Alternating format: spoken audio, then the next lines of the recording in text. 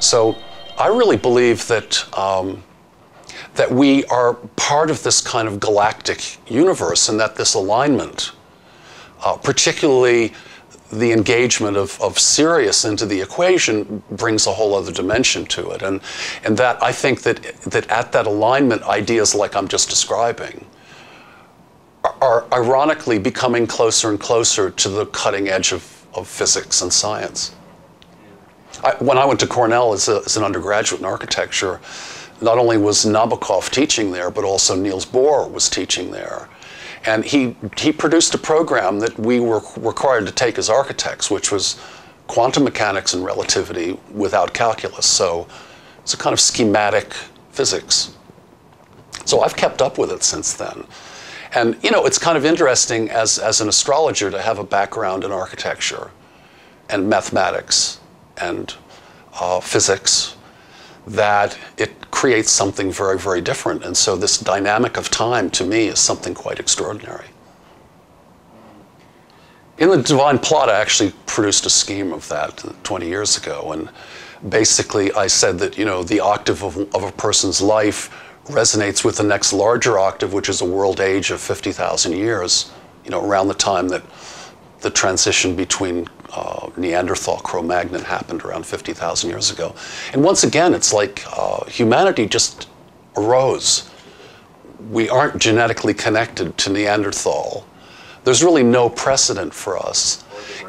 Or the brain. And in the same way, if you study actually about scientific work about DNA, they've discovered DNA from 1 billion years ago on this planet, and it's identical in structure to DNA today. So my feeling is, and no one knows where DNA came from, but I think it's quite fascinating that it really does, if it's a mirror image at some micro level of the movement of the solar system through time, then it's gradually mutating, of course, as it is.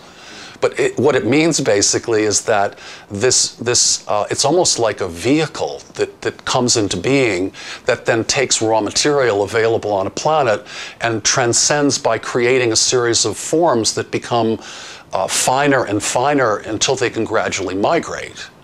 And I think we're at a stage where this migration may be closer in terms of time travel, for example, than anything else. This Garrett-Lisi idea is terrific because to me it looks like a time machine, which is the way I've seen mandalas, which is the way I see all of this. And Colin and Ouspensky talk about this, and I've been doing a lot of Tibetan Buddhist work and meditation in recent years, and it synchronizes with that dynamic completely.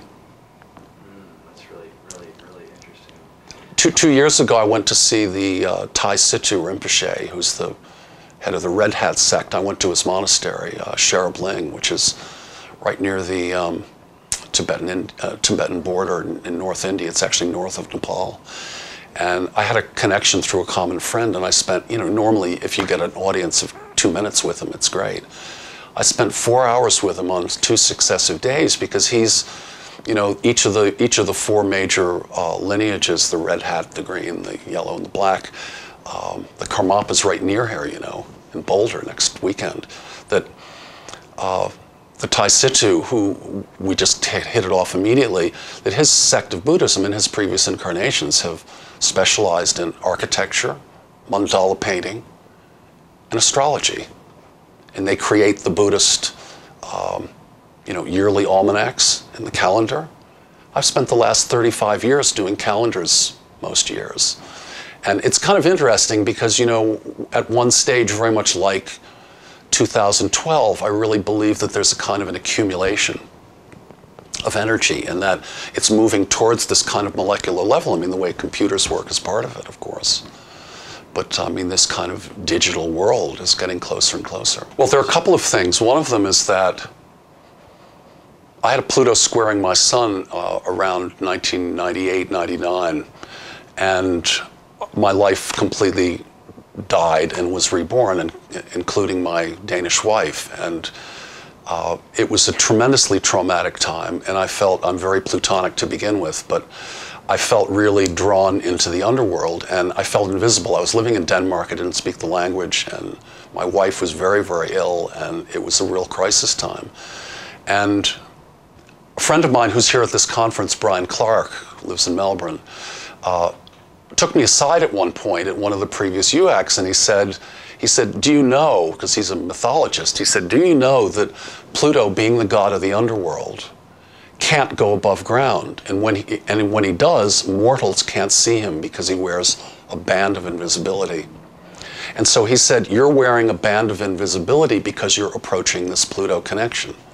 So it's a very interesting metaphor, but of course I also realized in a seminar the other day here that when Pluto gets downgraded so that it's not considered a planet, that means it's become invisible, and that means by extension it's approaching the conscious domain. So Pluto is coming above ground, out of the underworld, into the upper world, wearing his band of invisibility.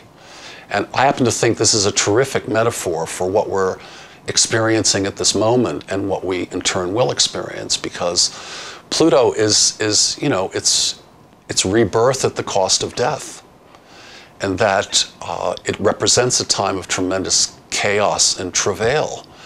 And you know, of course, only speaking for myself, I'm very Plutonic because I was born in the war, and my father was a soldier, you know, an Air Force pilot bombing Germany, and you know, and that's very, very powerful, and it feels in a way like a synthesis of these kinds of qualities. Uranus is another issue because it's profoundly different in many ways, although of course it's Promethean, and it has to do also with access to the gods, so it's not surprising that you see kind of major trends in contemporary astrology that are trying to mythologize astrology effectively. And of course this is great and I support it, but I also don't believe that psychology exists, you know, independent of the body. Talking to some mythologists, you'd think that it was. But Uranus is very, very different because Uranus represents rhythm. In fact, it represents spirals. It represents the kind of dynamics and pattern work that I'm talking about here, and about the idea of resonance, and about the idea of decoding information. I think that not that discovering more about genetics comes through, but they're beginning to realize that the junk DNA, apparently there are hugely long stretches of what look like apparently random patterns in the DNA that are identical, not only from one human to another, but this other kind of unique quality, which is that every life form on this planet has DNA which is 99.8% similar to ours. So every living being has the same genetic pattern. And of course, if you think about it, that's the only reason we can eat them and retain sustenance. So, you know, one of my kind of wackier theories, which I quite like, is that when you eat something, you're eating a form of DNA that's way prior to human existence, unless you're cannibalistic. But you know, things like water is probably the purest thing you can drink because it goes back the furthest. Something like, you know, the early vegetables or algae are tremendously empowering in a certain way because algae were among the first life forms. So you're actually introducing into your system something that's just immensely old, and therefore is kind of beyond the realm of the pollution that happens through, and complexity that happens through time.